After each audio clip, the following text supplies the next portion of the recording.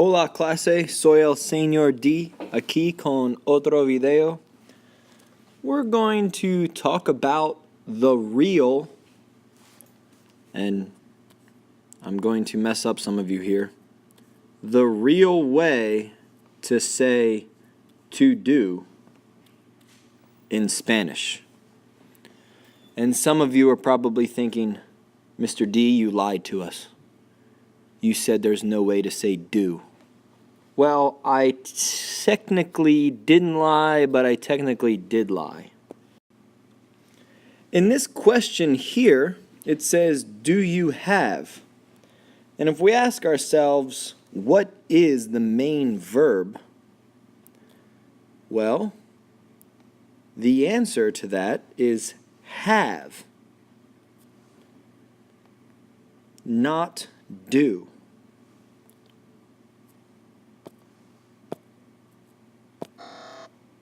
Have.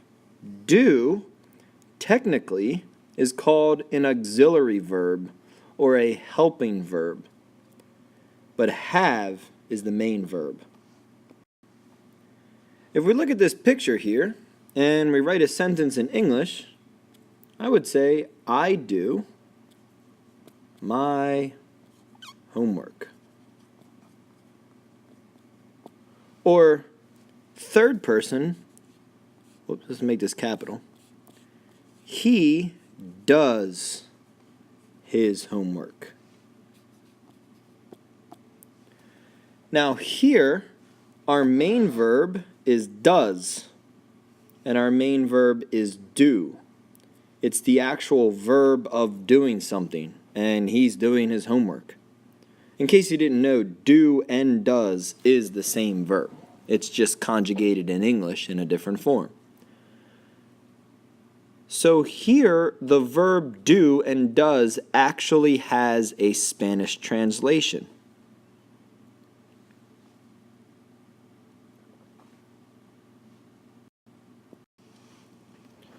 Let's look at these two questions here, and we're going to translate them to Spanish. First, we're going to do the translation, do you have friends? And I taught you before, how do you translate do here? You don't. You do that with an upside down question mark. Take the verb you have, tienes, and right now we have the phrase do you have, and then we'll say friends, amigos.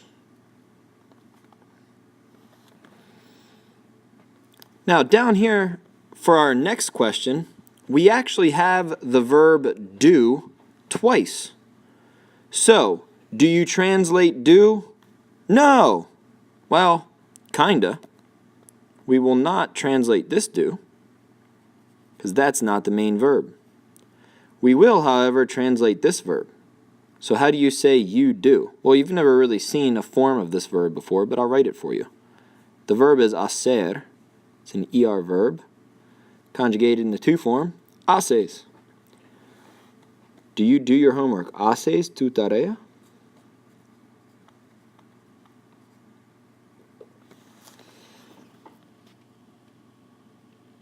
So, do you translate do? No!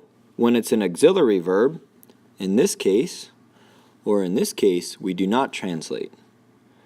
But if you're saying a phrase like, I do my homework, then you do translate do.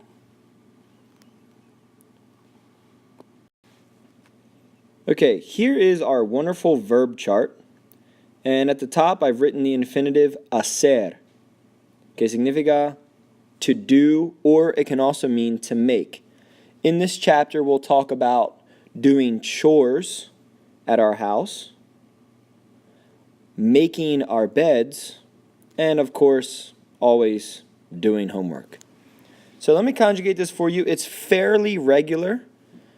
I did mention before that we're going to learn another go verb, and here's another go verb. This is hago. So in the yo form, we have the go. And the rest of the verb is regular. We take off the ER, get our stem, and then conjugate. Haces, hace,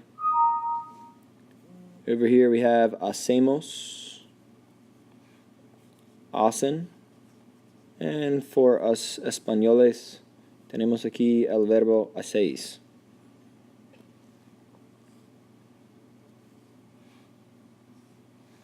So, repitan por favor. Hago, haces, hace, hacemos, hacéis, hacen. Now, just so you know, this verb, hago, translates to I do. Haces, you do.